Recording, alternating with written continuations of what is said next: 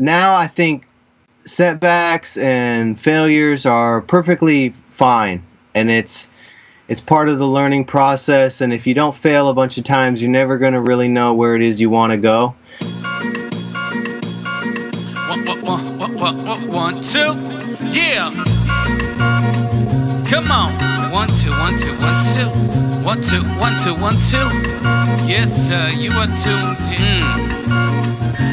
This is for the SB1200, ASR 10s and NPC heroes. This is for the crate digging, loop getting, sound manipulators, the Fruity Loop reasoning machine innovators that pump the bass and frequently freak the kick in a stand till it slaps in your speakers. The sound providers that make sure the song is tight. Shout out to the producers, beats grinding life. Shout out to the producers, beats grinding life. Welcome to the Beats Grinding Life podcast with your host Siren, a weekly interview podcast with inspiring music producers, where every week you will learn from a different music producer how to potentially take your music career to the next level. Today's episode of Beats Grinding Life is brought to you by Audible. Get a free audio download and 30-day free trial at beatsbooks.com. Over 180,000 titles to choose from on your iPhone, Android, Kindle, or MP3 player. Some recommended readings by past Beats Grinding Life guests like 48 Laws of Power, 7 Habits of Highly Effective People, The Secret, Tools of Titans, and The Song Machine are all available with Audible. Once again, go to beatsbooks.com to get your free book.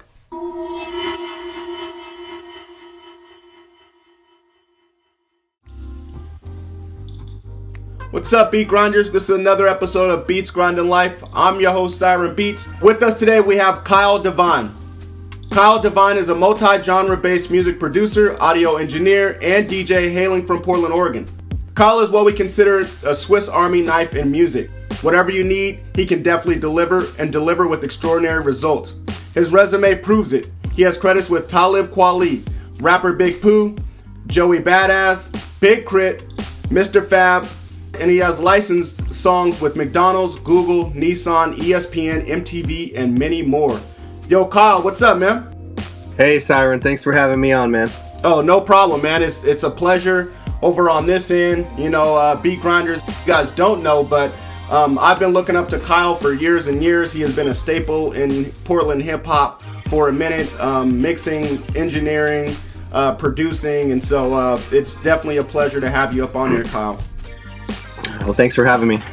No doubt, man. Well, I just read a intro on you, man. I want you to expand on that intro just a little bit. Why don't you tell the Beat Grinders something that they don't know about you, that you don't mind sharing? Okay, let's see. I own 3 businesses. They're all focused around music. Wow. One is for production, one is for DJing, and one is for music licensing. Wow. I've produced or mixed on 115 albums in the last 8 years. Damn busy.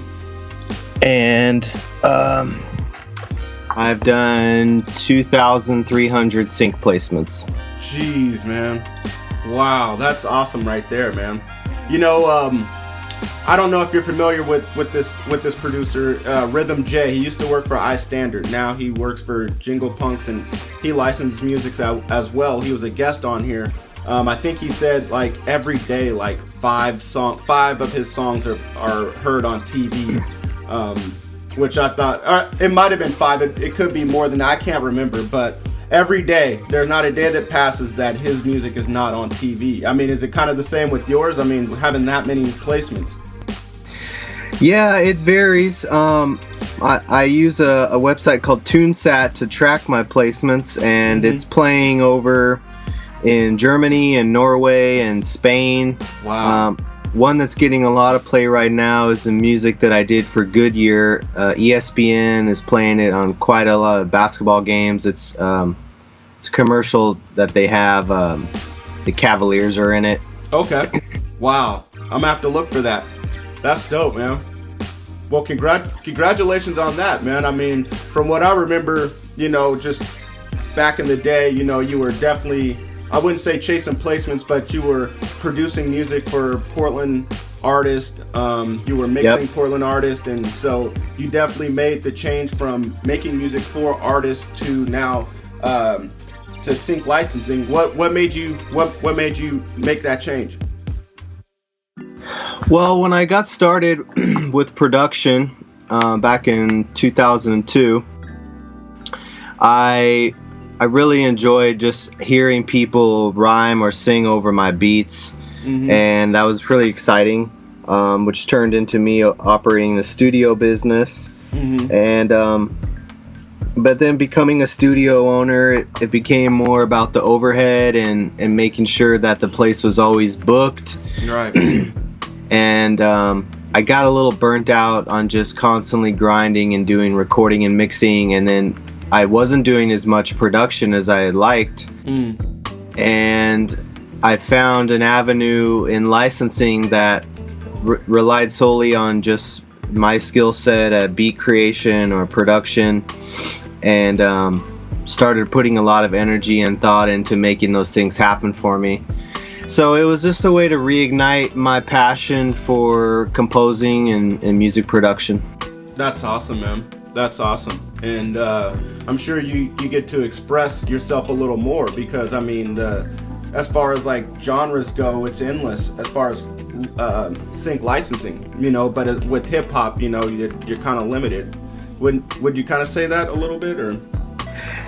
Yeah, but the funny thing is hip hop is what got me in the door with licensing, because there was a strong demand. I mean, there still is, but there was a big demand for hip hop tracks, and I think looking back now is because so many people were sampling that they couldn't get their tracks licensed. So I was able to create music without samples that people seemed to like for a while, and then the more I did it, I wanted to get more placements, so I started creating pop music and ambient music for meditations, and then blues rock and folk and R&B. Wow. And now I'm exploring doing some country hip hop type stuff. So wow, man. I try to keep things entertaining and interesting for me, so I don't feel like I'm getting stale. Yeah, for sure, man. That's what's up, man. Well, I mean, you said that you started off doing music just to hear people rap over your beats. That was exciting to you. What got you into music? What got you wanting to do music production? There was this one guy in high school named Chris Smallwood, and he had moved from New York to Camas, Washington, and it was senior year, and I was a big hip hop fan. I was really into Eminem and Dr. Dre and Wu-Tang and Nas and really heavily like the storytelling aspect of the guys from New York and the East Coast in general. But the grooves of the West Coast music. And senior project time came around, and we thought it might be cool if we made a rap CD together. So he was asking me if I had any interest in learning how to rap, and I was like, wow, yeah, sure, that'd be fun. And I picked up a piece of software called Cool Edit Pro. Nice. And started finding instrumentals through Napster? Yeah, I was downloading instrumentals from Napster and learning how to chop and loop them up and make them longer. And then me and him, we would write rhymes over them. And it turned into me doing a rap CD for my senior project. Nice. And that was really the last time I ever rapped. At that point, I decided I wanted to be a DJ, and I started really looking at the guys like DJ Premier and Pete Rock and Dr. Dre and The Alchemists and Just Blaze, and trying to understand how these guys used records to make beats. Nice. I didn't become a DJ for much later because I couldn't afford the Technics 1200s. I was able to get one turntable used and a really crappy Gemini mixer. It was like a 626 mixer I got for $50. And I had always grown up using computers, and I'd hang out with my friends, and their parents would somehow get a virus, usually from my friends downloading stuff. They'd get a virus on their computer. Oh, yeah. And they wanted me to fix it. And then once I started collecting records and seeing that I needed a lot of them to get samples, and they had records that they were sentimental about, so they didn't want to just dump them. Mm-hmm. I asked them if I could fix their computer in exchange for their vinyl collection, and a lot of them said yeah. So pretty soon I went from having about 100 records to a couple thousand. Wow. That's dope. That's dope, and you really didn't have to pay for it. I mean, that's cool. No, but I was definitely hooked on digging. I mean, we would go to the beach, mm-hmm. and go through the dollar bins, and I'd go to Portland and all the Goodwills. Every week I'd go to Goodwill. Mm-hmm. Nice. And yeah, it was just me and the MPC 2000. That was the first piece of gear I had. That's what's up, man. That's what's up. So, I mean, I'm just gonna circle way back around, because you said that you're now experimenting with country, you're doing pop, you're doing all kinds of music, but you started off loving hip hop. Did you ever listen to any of that kind of stuff before you even started making music? Oh yeah, when I was 10 years old, I had the Chronic and Doggy Style. And I still remember Warren G's Regulate on MTV. Nice. And just singing along all the words, and I was completely fascinated by it. And then I'm now looking back, I didn't understand what the 20 sack pyramid was, that skit on the Chronic. Mm-hmm. I'm old enough. I'm talking about the original Chronic, not the Chronic 2001. Not 2001, right? Yeah. And but I'm sorry to interrupt you, man. But what I meant was, I know that you grew up listening to hip hop. Did you, growing up, did you listen to pop? Did you listen to country or any of those genres that you're making now? Oh yeah, my mom, she played Whitney Houston and In Vogue. Mm-hmm. And okay. I listened to Brandy and All for One. Those are kind of the dance staples when we were kids. Right. And then she listened to a lot of which I think is why I like big reverb snare choruses and stuff, was a lot of sort of anthemic rock. It was like Journey and Chicago and Foreigner. Mm-hmm. I mean, my mind was so blown when MOP flipped Cold as Ice. I thought that was amazing. Classic. So yeah, it was just like a little bit of modern R&B. She didn't play much like 70s music. I know a lot of producers my parents, they played all this amazing stuff like the Temptations and the Shy Lights and Michael Jackson. It was like, I grew up in the early 80s. Right. So it was a lot of just 80s music. Mm-hmm. Okay. Well, that's what's up, man. I was just trying to see, where you got your influences from for the music that you're making today. But I'm gonna also circle back around, because you said that you started off with Cool Edit Pro. I know I had Cool Edit Pro, a trial version. I think I had a trial version where I could do very limited stuff on there. But you started making beats on there. How did that help you coming up? I mean, I'm sure everybody's beats when they first start aren't the greatest and they're trash, but I mean, I'm sure that helped you kind of get the foundation of making beats down, right? Yeah, I learned how to look at waveforms and recognize the transients, and just make sure stuff didn't pop. Nice. Really, to me, just seeing sound on the screen was a whole new experience. And I never really understood how, up until then, how you could put something into a computer and manipulate it digitally and then save out a new version of a file. Right. That's awesome, man. I mean, if you don't know anything that's mind-blowing just to know, because you hear it all the time, on the radio and stuff, but just to see it, and manipulate sounds and music, yourself for the first time, it's mind-blowing. So that's what's up, man. I've heard the story about how you got your MPC. Can you just share that? Because I know that's exciting. When I first got my MPC 2000, XL. That was one of the best moments of my life. So can you just tell us about the story of how you got it? So in 2002, I hadn't really decided to have a serious go at production. I was in college.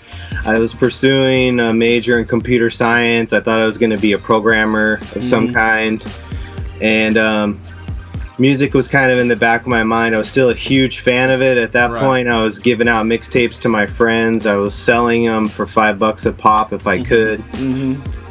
And I would get the catalogs from Sweetwater and Guitar Center and just sort of fantasize about owning this equipment. And I knew from Premiere and Just Blaze and The Alchemist and Pete Rock that you either wanted the MPC 2000 XL or the SP 1200. Right. And it looked to me like the SP was just too kind of ancient, and I liked more of the aesthetic of the MPC. And I started telling my wife, who was just my girlfriend at the time, I said, hey, I really want to get this drum machine. And it's all I could talk about. And Christmas was coming up, and she just surprised me with this MPC that she had found used from this guy. Nice. And it was perfect. Wow. It became like, my main tool. Everything went through the MPC. I had a really just a 4 terabyte hard drive laptop, so I had to store everything on the MPC on these zip disks, which would fail all the time. It was awful technology, and just started getting these records and using them and making as much music as possible. Nice, man. That's what's up, man. That sounds like one of the greatest gifts ever, and from your wife, and it sounds like that's what propelled you to who you are today, as far as your profession goes. So I think so. That's awesome right there, man. I love stories like that, man. And that's a great story right there. All right, man. Well, you gave off a list of the producers that inspired you. Why don't you just give us that list one more time? Who inspired you when you were coming up, when you first got that MPC and you were banging out beats? Who were the guys that you were trying to emulate? Who were the guys that kept you going? Well, I'd say the guy that really inspired me to be a producer was Stoop from the group Jedi Mind Tricks. Nice. I really started to get into underground East Coast hip hop, and this guy, the way that he was using like music from movies and from foreign countries and then putting boom bap to it, it was really exciting to me, and I sort of wanted to emulate his style, really dark and straight beats that didn't have a lot of change ups, that guys could just say the nastiest stuff ever over. Right. And I also I was looking up to Dr. Dre and Timberland and Alchemist, Pete Rock, Nice. Jay Dilla, Just Blaze, Dope. Timberland. Nice, man. Nice. That's dope right there. You gave a list of the usual suspects, guys that we all looked up to, especially around that time, for making beats. And so I always ask guys, you gotta give me a name of someone that we would never expect. And you started that list off with one of those names when you mentioned Stoop. So thank you for that list right there, man. I know a lot of those guys inspire me. I was a Jedi Mind Tricks fan as well. So, but I never really, I didn't even know who Stoop was really. I just kind of listened to the music. But that's what's up, man. It sounds like a great list right there of guys to get you going. So, Kyle, I'm having a great time with you, man. Just chatting it up about hip hop with you. Every time I talk to you, I have a great time, man. But unfortunately, man, it's my duty on Beats Grinding Life to try to make producers cry. I have to be a tearjerker, man. And so I have to be a jerk that way. But I want you to tell me a major setback or failure that you've had that you were able to bounce back from. So that way maybe we can learn from it and try to avoid the pitfalls, unless this setback is inevitable for all musicians. Okay. Well, this is one of those interview questions when they ask you, like, name a time when you had something go wrong and how you made yourself look good, and then you get on the spot. Right.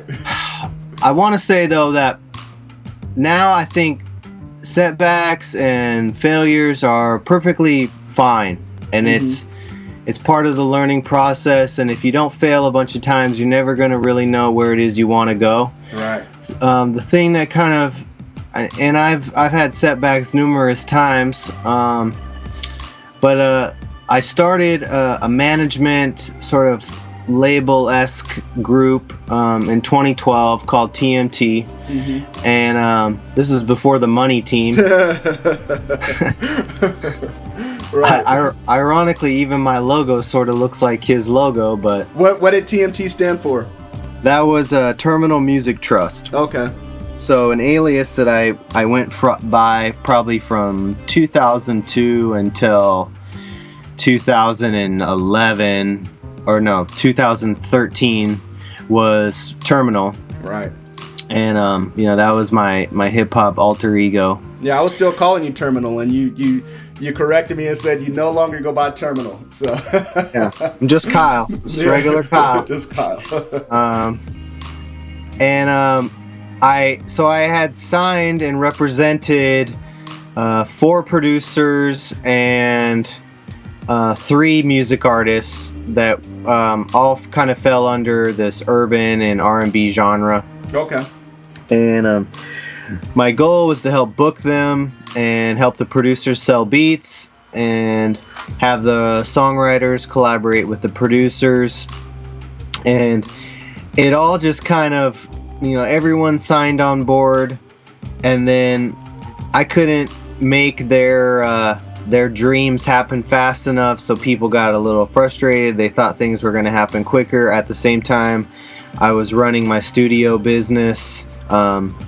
I had been in there for 3 years, so I was just doing a ton of recording, and the setback kind of is just I couldn't execute the things the way that I wanted for them, so I felt like I let them down, and it was really me not understanding how to be a good leader yet, and how to lead by example, and how to sort of guide people, and I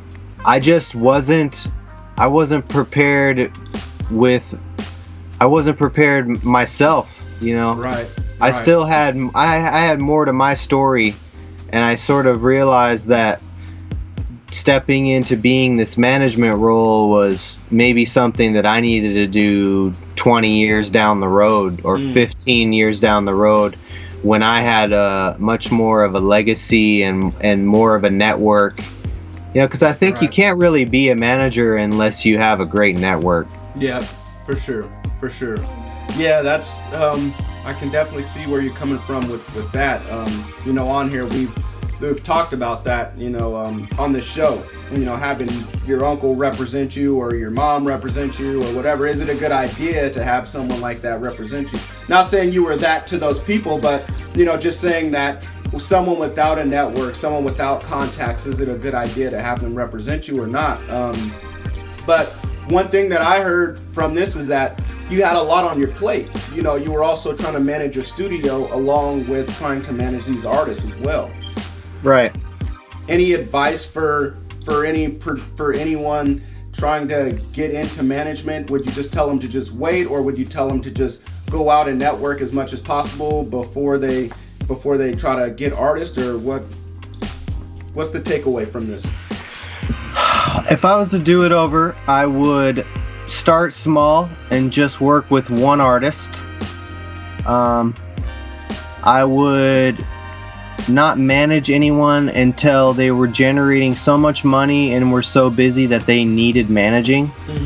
I think more artists want a manager when they really just need a coach or they need a personal assistant. and a manager, I like negotiating and certainly handling business affairs for myself and my friends if they ask me, but if you're working as a manager solely for a commission, let's say 15%, you need the artist to be making $500,000 in order for you to even get what would be a meager salary. Right. So it's a case that I couldn't manage. I was more of like artist development, and I didn't position myself that way, so things were just not clear, and that was a failure on my part. So I would say to just have a clear understanding of where you're going to take this person, because your career really is, you're partnering with them, and in essence is in their hands, and you might be just as at fault for any failures that happen. You're going to be one of the first people that gets blamed if something goes wrong. Yeah, for sure, man, for sure. So were you just managing them, or were you also handling production for these people as well? Yeah, what had happened was the producers were all sort of my friends, and they were having a hard time selling beats, and I seemed to be doing an okay selling them. So I thought, hey, you guys, sometimes these artists ask me for beats and I don't have the sound they want, and instead of them kind of grabbing them off the internet, why don't you give me your tracks and I'll make a little deal happen, and I'll take a commission from it. And they said okay, and the artists that I had signed were my clients, and I said to them, I'll help you make a project for free or a really reduced rate, and I'll kind of show you that I'm going to be in the trenches with you to try and make this thing pop. And I'm a bit of a workaholic, so I took like I was saying, I took on too much on my plate, and I couldn't really deliver for anyone's satisfaction. Yeah, man. Well, I mean, to me, it sounds like you had a great idea, and unfortunately, it didn't work out that way. And like you said, if you had to do it again, maybe you'll start off with one person and build from there. But sorry, it didn't turn out the way that you wanted it to. Beat Grinders, I hope that you guys are listening to what Kyle has to say about this, because I know that we make beats all the time and we're trying to expand, and I'm sure some of you guys have thought about doing this as well, taking in artists and other producers under your wing. So just listen to what Kyle has to say, and maybe just start off small and then not take too much onto your plate. So thank you for that story, man. Really appreciate it. Sure, man. All right, man. Well, we're gonna hop to the other side, man. I want to know, what was your greatest achievement thus far in your career? What would you consider your crowning moment? Oh, that's a good question, because I'm always looking at the next thing, so I don't spend enough time stopping to smell the roses. So I've gotten music worldwide, and that feels pretty great. I had my song played on the playoffs on the NBA. Wow. My friend sent me a video clip of it. That was pretty exciting, of it playing live. Yeah. Damn. No, I was able to get a publishing deal that I'm still working with Universal Music. I'm pretty happy about that. It's a pretty good deal for me.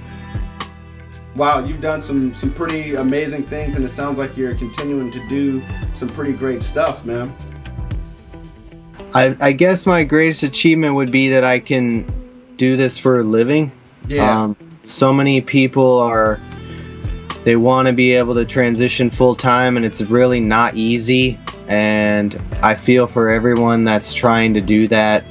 And I mean, it took 10 years for me to be able to do it full time. So, and I wanted to give up many times, right. Go to college, get an ordinary job, and I'm glad that I persisted, and I am where I am now. Awesome, man. That's what's up, man. That's the greatest achievement right there. A lot of us have to have 9 to 5s just to pay the bills, and then try to do music on the side. And Wow, what would you say is the number one thing that one needs to do in order to make music a full-time career? Multiple revenue streams. Nice. If you're a producer, you can sell beats to artists, you can license music through libraries, you can obviously sell leases online. Okay. There's more than one way to get it. You just don't have to try to chase placements, pretty much. Yeah, I kind of got fed up with chasing placements. Yeah, I bet.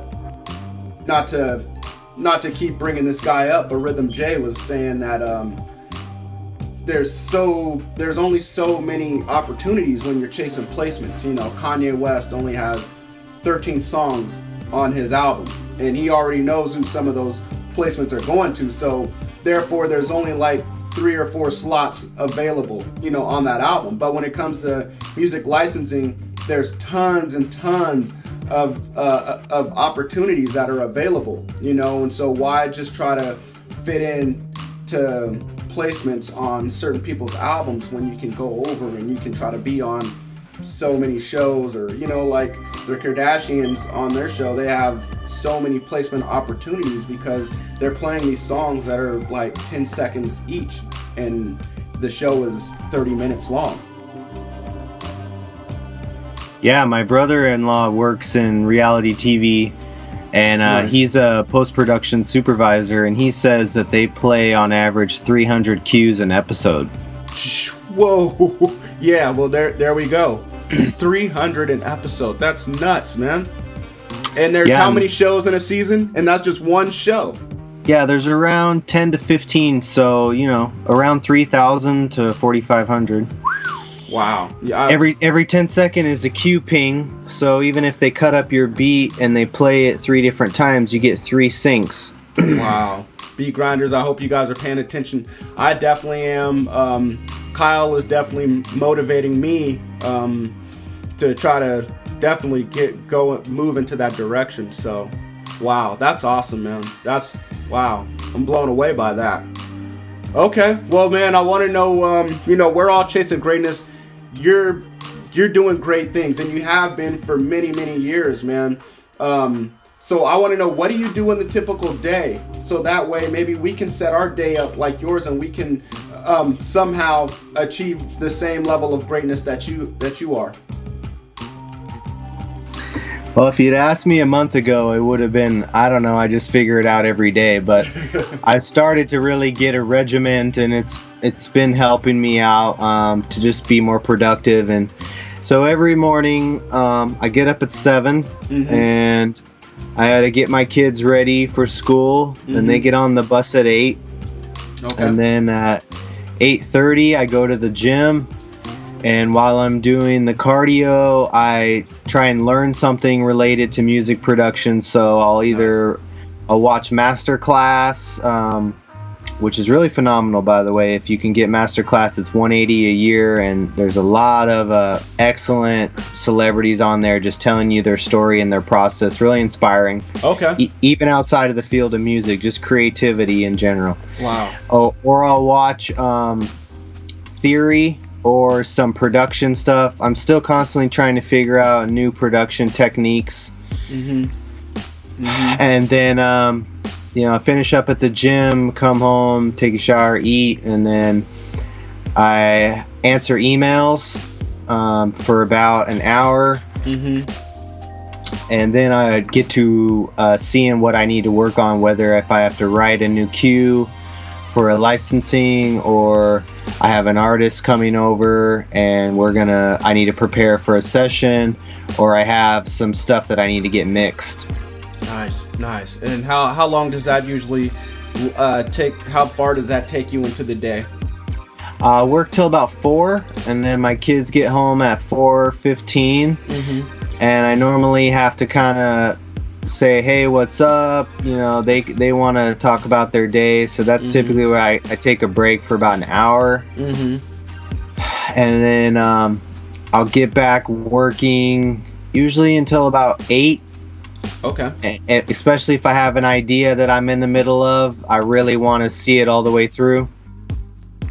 Looks like you have a pretty full, productive day. It starts off productive after you drop your kids off. You go to the gym, and not only are you working out your body, but you're working out your mind. You're continuously learning, that's great to hear, man. As far as you've gotten in this game, you're never too advanced to keep learning, and so I think that's something that we have to remember.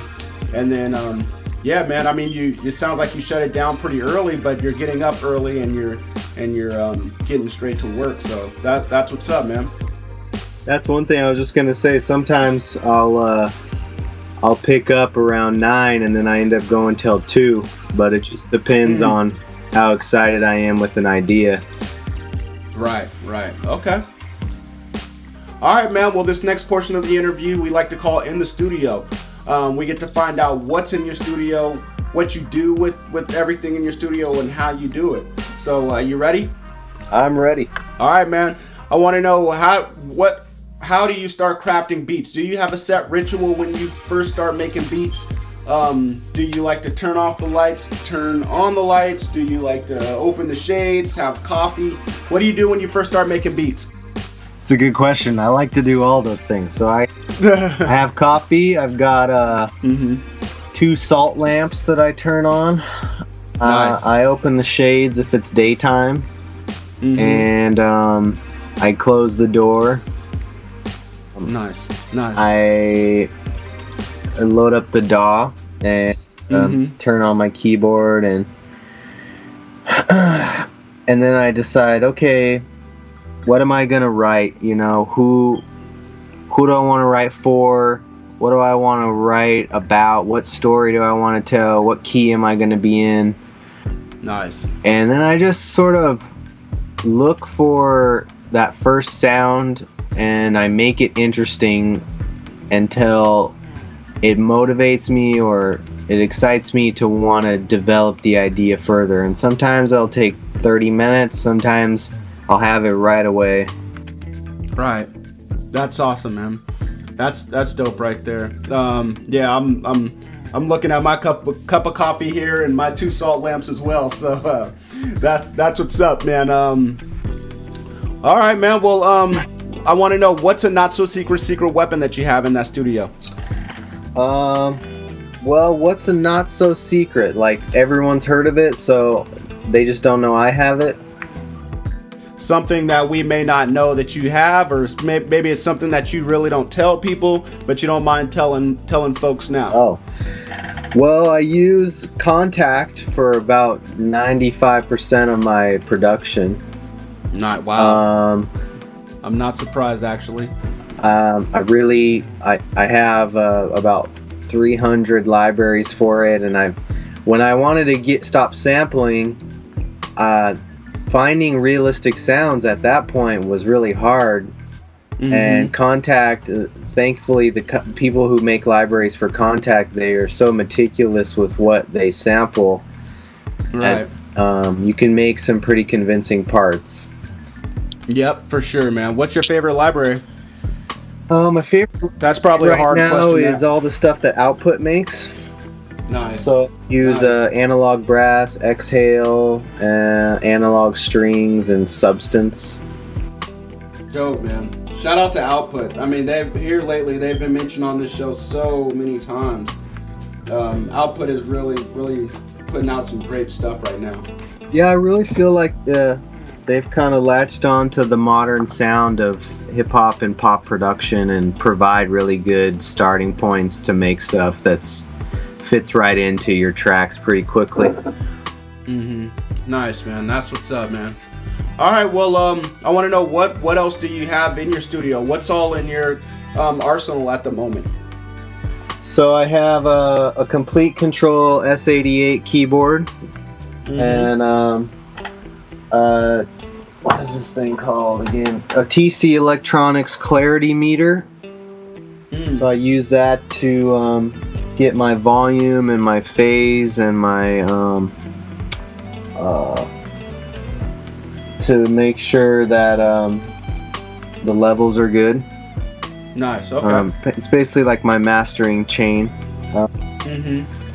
I've got some Mackeys 824s and some Yamaha 5s, a QSC K12 for me to kind of check out stuff how it would sound at a club. Dope. I use Fruity Loops, Ableton, and Pro Tools. Wow. I have the Apollo, the hardware rack, and a Great River preamp. A few guitars. I got a Strat, a Tele, a Jazz Bass, a Taylor acoustic, another Dreadnought, and a Fender amp. And then I use a Drummer CM2 monitor controller. Okay. Wow. I have a Tractor S4 for messing around with the DJ stuff. Nice. Wow, man. That's basically it. Everything else is in the box. Bunch of plugins. Wow, man. That sounds like a playground for sure, man. That's a lot of fun stuff there. How's that complete keyboard? How are the keys on there? Are they weighted keys? Yeah, it's weighted. I had a bunch of keyboards, and then when I sold my studio, I wanted to just go down to one keyboard that did everything, and that, I think what really sold me is the fact that it lights up, so. Right. I mean, it has a bunch of other utilities. You can have it show you scales and modes of a key, and I thought that was really great. And then you can control complete through it. Right. That's awesome, man. That's what's up. Okay. Well, Beat Grinders, if there's anything that perked your interest that Kyle mentioned, which I'm pretty sure he did because he listed a whole bunch of stuff, you can definitely go on beatsgrindinglive.com under Kyle's show notes and check out everything that he has. So, all right, man. Well, this next portion is called In the Mix. We're just going to speed things up a little bit. I'm going to ask you some quick questions. You respond quickly. It's kind of like rapid fire. But if you need to take your time with one of these questions, we definitely encourage it. So, you ready? I'm ready. Do you prefer making beats with samples or without? I think we already know the answer to this one, but let you answer it. With royalty-free samples or without? Nice. I like that answer. What's your opinion on selling and leasing beats online? If you can do it, go for it. It's a great way to make money. Nice. And why wouldn't someone be able to? You just said it, if you can do it. You have to have a good understanding of how to brand and market yourself. Okay. And what, how to do SEO and making type beats and tagging them properly so that people can find you. Nice. Okay. Plugin that you think every producer should have in their arsenal? Oh man, Oxford Inflator. Oh wait, I haven't heard of that one. I changed my answer. My answer is RC20 Retro Color.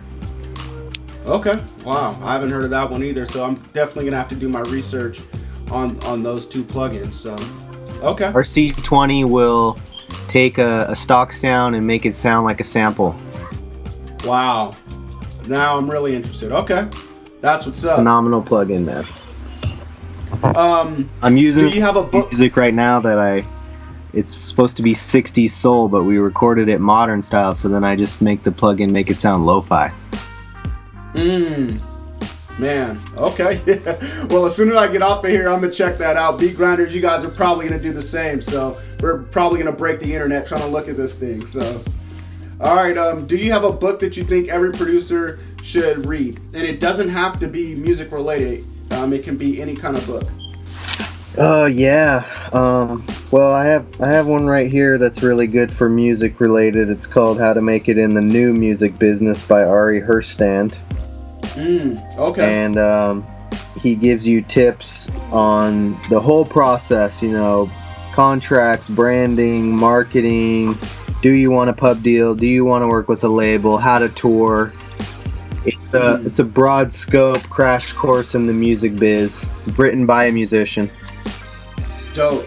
That sounds like one that we all must have. I'm definitely gonna look into that when I get off of here and probably order that up from Amazon or maybe just go down to Pals and check that out. Yeah. It's okay. Really great. Nice. Okay. Well, thank you for that suggestion, man. And Beat Grinders, you guys already know you can get an amazing book, kind of like one of the ones Kyle just suggested from audible.com. You can get a free book if you sign up. You can get a free book from audible.com. All you have to do is just go to beatsbooks.com, sign up for a month, stop at the end of the month, and still keep your free book. All right, I want to know, is there an internet resource that you use that you think every producer could benefit from? And when I say internet resource, I mean a website or a mobile app. A really great site that I like to use is called Sound Gym. Okay, and I've never heard of that. It's ear training, so you can listen to different frequency changes and it quizzes you. And you can practice listening to differences in volume. And the more you do it, the better you get with your ear. That's awesome, man. I've never heard of that. Sound Gym. Yeah. And wow. Another one called Melodics, and it's like a Guitar Hero for beat making. You can do keys or drum pads and learn how to play along to tracks, and it gets more and more advanced as you go along. That sounds fun as hell. Wow. Damn, man. Well, thank you for those suggestions. Neither of those have been mentioned on here, and I'm usually people mention the same internet resources. They'll say YouTube or Who Sampled, but this is definitely refreshing. Sound Gym and Melodic. Thank you for those, man. Sure. All right. I want to know, man, because a lot of us on here don't have placements. A lot of the beat grinders listening don't have placements. And that's something that we're all striving for the ones that are chasing placements. I want to know if you can tell me what was your first placement that you got, and if you can just describe the feeling of that placement, that would be great. Maybe it can motivate some of us to go get it even faster. My first placement was on MTV on a show called Washington Heights. Nice. And with a song with an artist I produced. The song was called Dreamers. Mm-hmm. And I was pretty excited because MTV.com gave me my own artist profile. So then I was like on MTV, you know. Mm-hmm. I don't know. I felt like it brought some validity to what I was doing on a more of a major platform. For sure, man. Wow, that's awesome right there, man. Who was the artist? Caitlin Cartier. Okay. I believe that was maybe in 2010. That's amazing right there, man. Wow. Okay. All right, man. Well, what's your favorite song that you ever produced? Oh man, it's like saying what's my favorite child. Sorry to make you make this decision, man. One of my favorites is a song with a guy by the name of BJ the Voice, and it's called Sad Smiles and Happy Blues. Okay. And a lot of the, when the rioting was happening in it was Ferguson, right? Yep. And he basically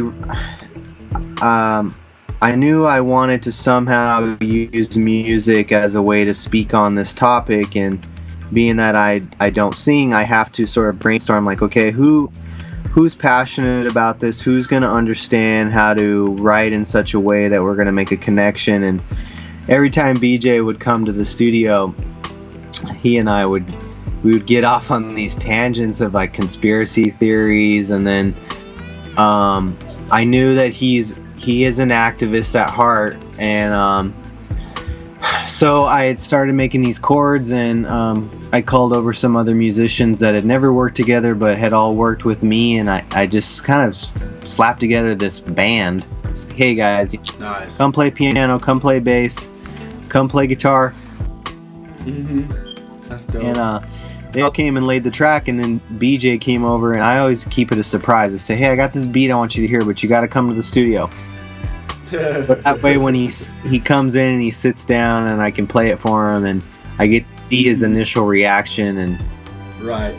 I remember he was like, "Yo, Term, this is crazy. This is crazy." And I go, "Hey, man, I want you to write something about like all the stuff that's going on." And so he writes this song about, men being killed and police not being held accountable, and he's using marijuana as a way to cope, and he just sees things as hopeless and might as well get high. And Wow. what he ultimately is saying is we just need a change, So I remember we released it around Martin Luther King Day, and I used a quote from him to tie into the song, and Dope. it was something when we first made it. The songs that I really enjoy are the ones that bring tears to my eyes, because they just resonate with such truth to me that I know that everyone is being their authentic selves to make this song. Right. Wow, man. That sounds like a powerful song, man. And just the creation of it, how it all came together, and then the end result, the message that comes along with it, man, that I can definitely see why that's one of your favorites. Where can we hear it? Where can all the beat grinders listen to this song? Oh, it's on Spotify, and Okay. it's on all the streaming platforms, Tidal, Apple Music. It's called Sad Smiles, Happy Blues, and the artist is Kyle Devine and BJ The Voice. Awesome. Well, I'm definitely going to check it out, Beat Grinders. I encourage you guys to do the same. So, all right, man. Well, what's an album that you recommend all producers listen to besides one that you worked on, and why? Oh, man.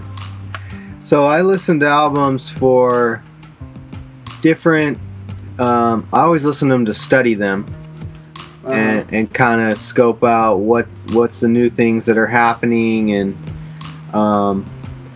stuff that I like right now is it's such an obvious answer to say The Chronic 2001. It's what answer said. That's what everyone says. But I haven't listened to that for good reason. I haven't played it. Like it's good. I just haven't played it.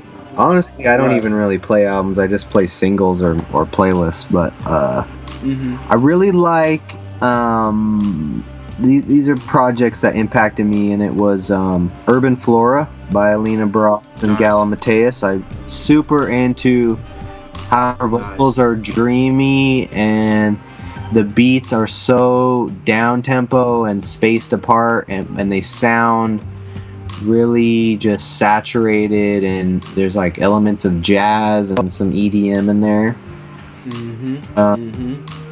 I really like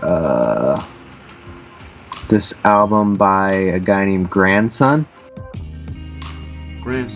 Yeah, it's called A Modern Tragedy Volume 1. And so why I like his is because he's sort of doing this Rage Against the Machine, very politically driven message with distorted guitars, but then he does like trap drums with it. Okay. That sounds interesting right there. Yeah, it's heavy. I like it. The message is deep. The music is heavy. Reminds me of the stuff I was into in high school, and I was more kind of into punk rock and hardcore rock. Okay. Wow. Well, I'll definitely check that out. Urban Flora. I'm definitely a big fan of that album. I've worn that album out. I've listened to that so many times. But this Grandson, I've never heard of it or never heard it, so I'm definitely gonna have to give that a listen here in the next few days. Maybe when I make a trip to the gym. So yeah, for the gym. That's what's up, man. Well, thank you for those suggestions. Beat Grinders, if you guys are not familiar with those albums, definitely go check them out. You can go to beatsgrindsandlife.com under Kyle's show notes, and I will definitely provide links to those. Urban Flora and Modern Tragedy Volume 1. So, okay, man. Well, we're just going to slow it down here, man. I want you to get your creative juices flowing, put on your thinking cap. If it's not already on, I'm sure it's already on, but I'm gonna throw some crazy questions at you, man, and you just respond with the best answer you can, man. I want to know, you got a pick in one hand, a hammer in the other. You're about to sculpt out 4 faces on Mount Rushmore because we're taking all the presidents off. What producers are you putting up on Mount Rushmore? Oh, Dr. Dre. Yep. Max Martin. Nice. Quincy Jones. Nice. And the last one, I'm gonna have to go with Pharrell. Wow, man. That's one hell of a Mount Rushmore right there, man. That's dope right there. All those guys are legendary. All those guys have created their own lane, have their own distinctive music. Wow, yeah, it doesn't get better than that. So that's what's up, man. All right, man. Well, I want you to imagine that you just woke up from a dream, and in that dream you had the perfect studio session, and the perfect studio session included one artist of your choice, one producer, one engineer, one producer to go along with yourself, one engineer, one random person. Who are those 4 people going to be that make up your perfect studio session? Okay, so one artist.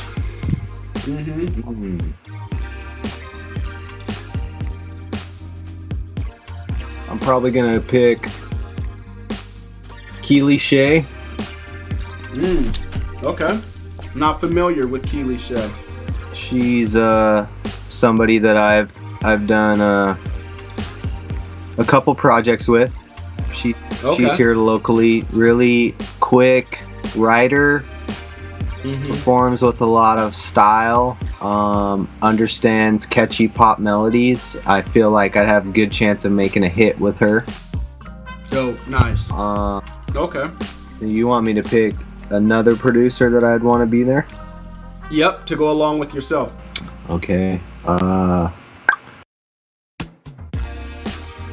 I'd probably take Max Martin just so I could watch the process. Right, nice. One engineer. Andrew Shep seems like a chill guy. I'd probably choose him. Okay. I'm familiar with, he has plugins, right? Yeah, he does. I'm familiar with the plugins. I'm not familiar with his work. What has he done? He mixed a tune for Damian Marley that I really liked. Okay. I just watched him in interviews and he seems so polite. And, he's also worked with Beyonce, Adele, Lana Del Rey, Hozier. Nice. And when you got the engineer is really driving everything, you know, all feedback, all suggestions runs through their ears and their hand. So to me, they're the most important team player in the room to get the song to the finish line as quickly as possible. Wow, that's what's up, man. And you would know, you wear multiple hats. You know, you are an engineer, you are a producer, you are a writer, so if anyone would know, you would know. A lot of people do say that the one driving the song is the producer, and the producer has to manage the audio engineer. But I mean, it looks like you're looking at it from a different angle.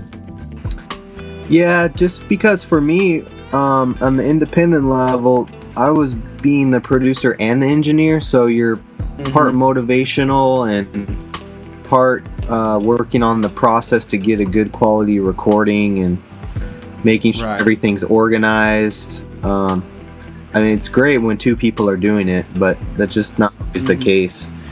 Right. Okay, well, I want to know who would be that random person in your perfect studio session. Ooh, random?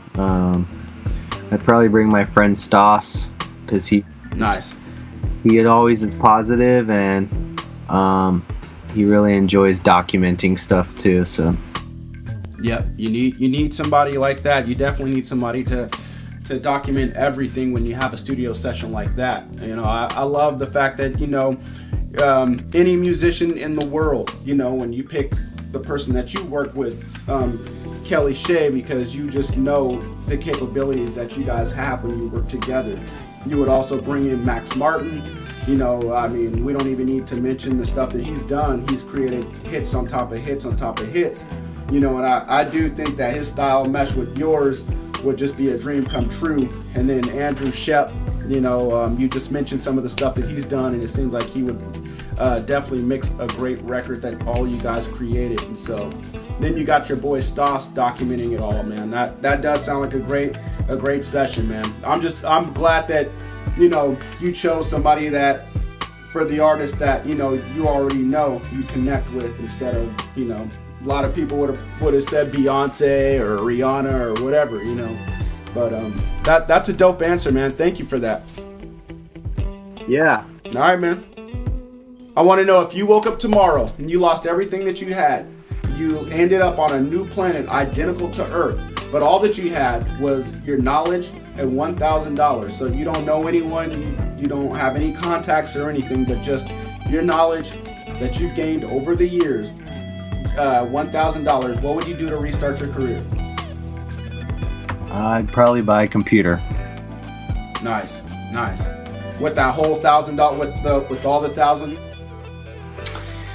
Well, it wouldn't be enough to get everything, but I'd have to spend $700 on a computer, $100 on a MIDI controller, $100 on headphones, and I'd have to buy the DAW for $100. I'd be pretty much tapped at that point. Yeah. Would you try to do a MacBook, or would you try to do a PC? I'm a PC user. Okay, you're a PC guy, so yeah, that's what's up. All right, well, I'd build a computer. Nice, man. Though the reason why I asked this crazy question, I know it. You know, people always ask, man, why the hell would you ask that? The reason is because there's guys out there that want to get into music production. They don't have that much money. They don't know where to start. So your answer might put them in the right direction. Also, there's guys out there that have lost equipment to theft, or their equipment has broken and malfunctioned. And so maybe this will help them get back on the right road. So thank you for that answer, man. Sure. Yeah, it's an expensive hobby. Yeah, for sure, man. For sure. Yep, for sure. All right, man. Well, legacy. What does it mean to you? And when your career is all said and done, what do you want your legacy to be? I would be happy if the versatility I was able to create was recognized. Nice. My kids could live off of my royalties. Nice. That's awesome. And people said that I was a nice guy. For sure, man. Well, I mean, those are all goals that I think we should all live by. You know, I mean, yeah, it's cool to be a one-trick pony and to do, you know, a certain genre of music, or to do some, you know, music very well. But I think, you know, in order to grow as a person, you probably need to be well versed in just more than just trap or boom bap or whatever. You know, you kind of want to, I don't know, maybe not. I mean, you know, who am I to tell DJ Premier that, you know, or who am I to tell, you know, Travis Scott that? But I think, you know, there's a way to do both. Right. What I've kind of bounced back and forth with is in the commercial marketing aspect, you're really sort of expected to do one thing, have a slight variation of it. And that's, you know, pretty obvious in most of the hip hop that's out now. Like, I can't tell who produced what. Right. Yeah. And because a certain sound is in style, and everyone's doing a variant of that sound. Right. And that's not, it doesn't mean they don't have talent. I think they've made a decision to go with what's relevant in order to increase their odds of success. There's the other side of doing what you love and maybe refining this thing that's a little avant-garde and hoping in a decade that people recognize your creative genius, but they also possibly might not. Right. Yeah. And in the world of licensing, you get to kind of play with everything, and the more you can create of different genres and styles and the better your odds of getting a lot of singing placements.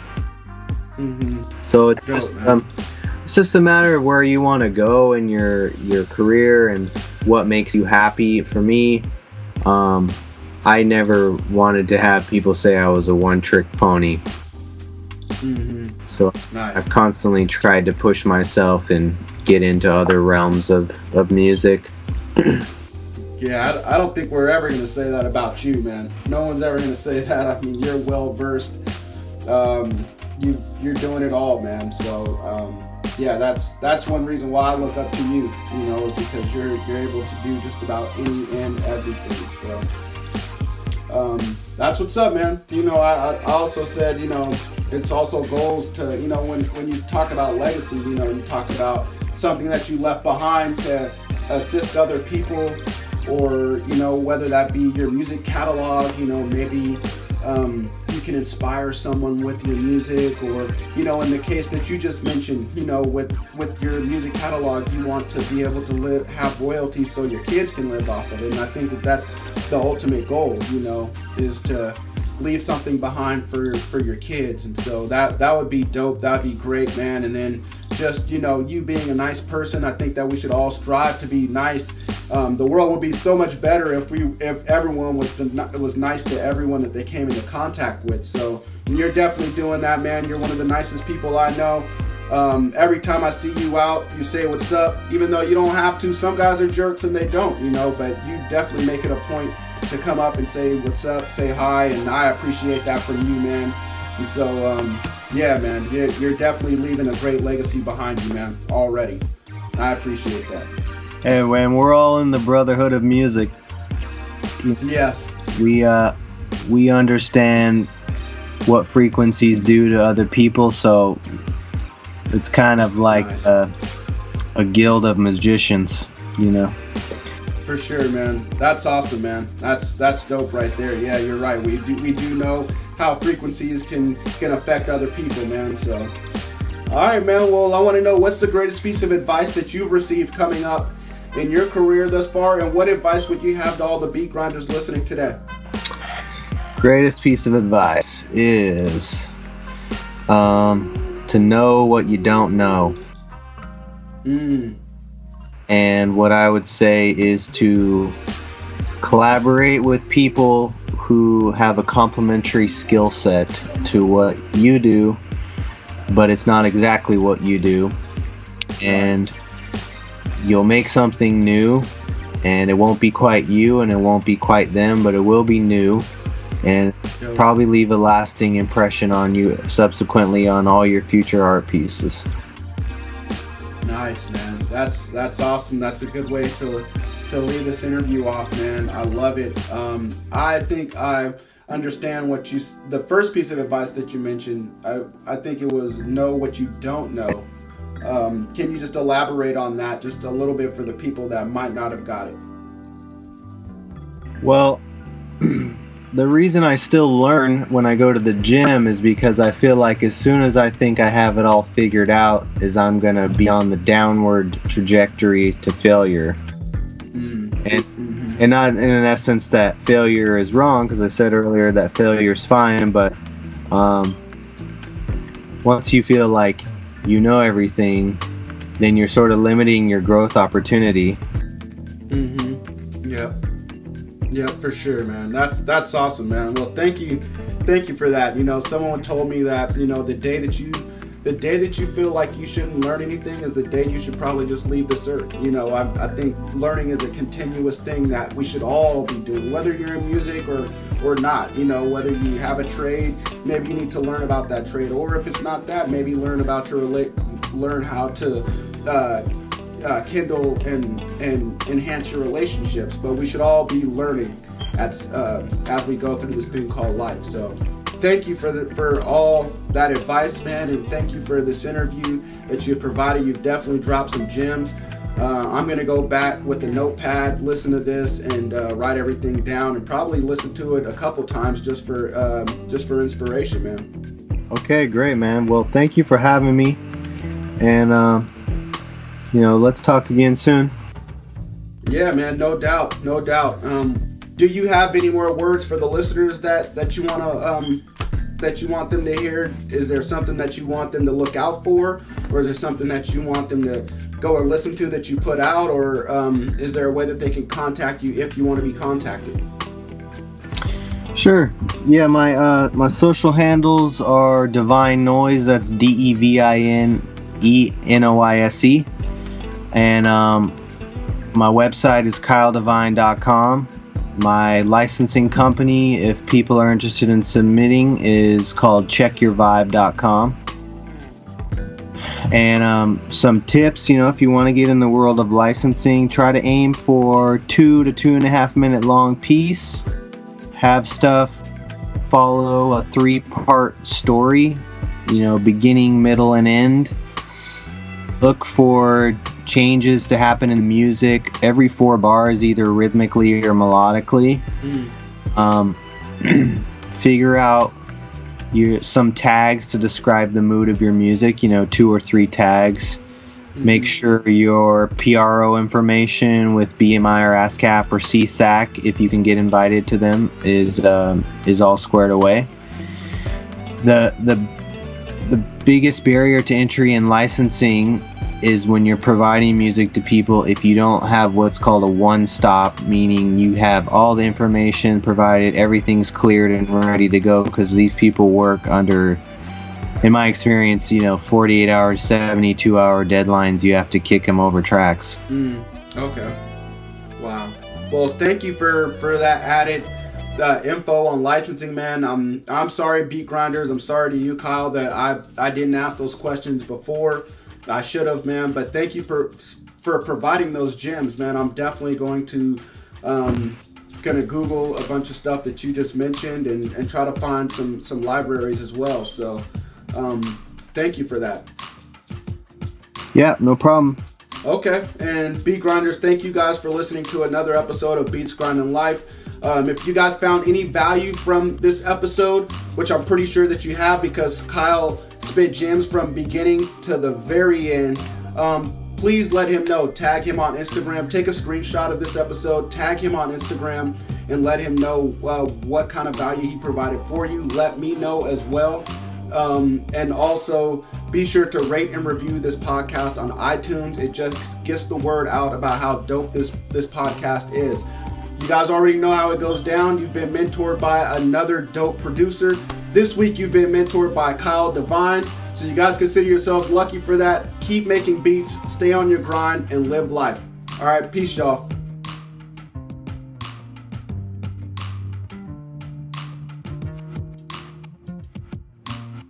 Here at Beats Grinding Life, we want to thank you for listening to another episode. We want to know, what were your biggest takeaways from this interview? Just go to beatsgrindinglife.com and leave a comment on this episode's show notes page. Also, while you are there, go subscribe to the podcast on iTunes. Just click the little button that says subscribe. If you could, please leave a rating and review. Rating and reviews are the best way to show your appreciation because it helps more people find out about the podcast. So until next week's episode, keep grinding.